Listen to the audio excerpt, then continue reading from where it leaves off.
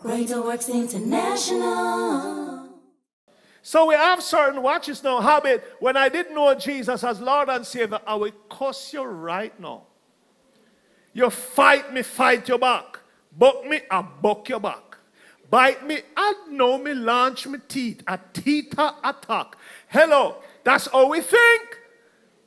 But watch this though. We come over into the kingdom of God and we will bite you same way. We buck you same way. In the name of Jesus now. The Apostle Paul says, change, renew your mind. And it took long after for me to, I got in this teaching, I realized something. Habits we develop became the inner thief on the inside of us. Every habit you develop is a thief, is a spiritual thief. So you're angry, and you love being angry at folks, and you develop this, you snap at everybody and everything, is a thief that lives with you every day. What that thief is there for? To rob you of every godly opportunity you'll ever get. We develop with lust. Lust is a thief and a killer. Lust will rob you of your life. Unforgiveness. That the one that now make you see God fears. Straight to hell is a thief. It rob you of your entry to heaven. The thief on the outside, him all right. Call 119 upon him. Him just come rob you a little one time. He might not remember you by next week. But the thief that lives with you every day is more dangerous. I tell some folks just recently, that thief, anger or malice or unforgiveness, him bed with you. Eat where you eat. Go beach and muggle with you. Lie down and sleep with you. Wake up when you wake up, belch when you belch. Everywhere you go, him go with you. He's saying wicked. And he wait for every opportunity of a blessing to rob it from you. Some people are in offices. You do a promotion, because you did all 16 years. You grow with the building. But because of your attitude, you will not get a promotion. And you wonder, oh, you did it so long. You're great, the building great, you're great too. Your attitude. Hallelujah. I'm going further with it now.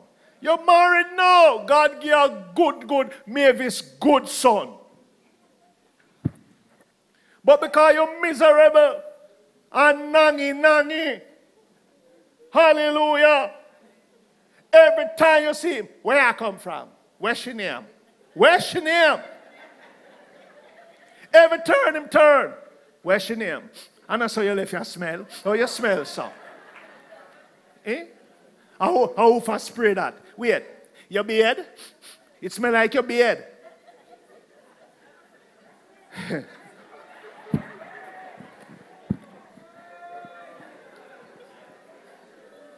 Hallelujah. Because of your constant nagging, the man is gone. Let me turn it now, because some of the women prefer that way, you know. Every turn you turn, him not trust you. Him the back of you everywhere. You go a hairdresser, you see one head push up so, and duck again. I watch you. Jealous! Hallelujah. Glory to God. So all of us have developed some what we call habits, that when we take that with us into the kingdom of God, it becomes a blessing blocker. That's why the apostle says, I beg you, renew your minds. Hallelujah. Don't let the enemy rob you anymore. Listen, God can bless you today, and your bad habit cause you to lose it tomorrow.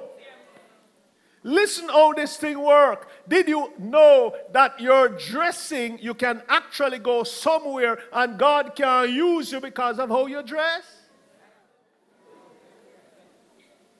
Ladies, I'll say this and get back to the thing.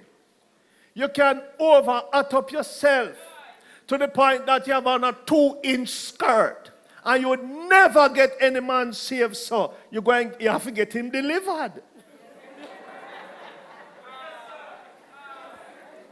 No man no want Jesus when him see are you him want. Are you a feel Jesus?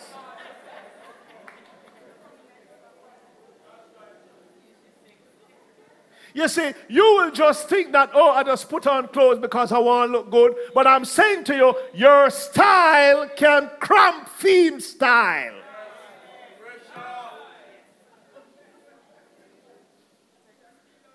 They're not happy with me tonight. But me start feel happy. I'm saying this is not everything we see we should adapt. It's dangerous. Sometimes God may want to use you to touch the boss or touch a secretary or touch somebody, but because of how you attire yourself, you can't go near them.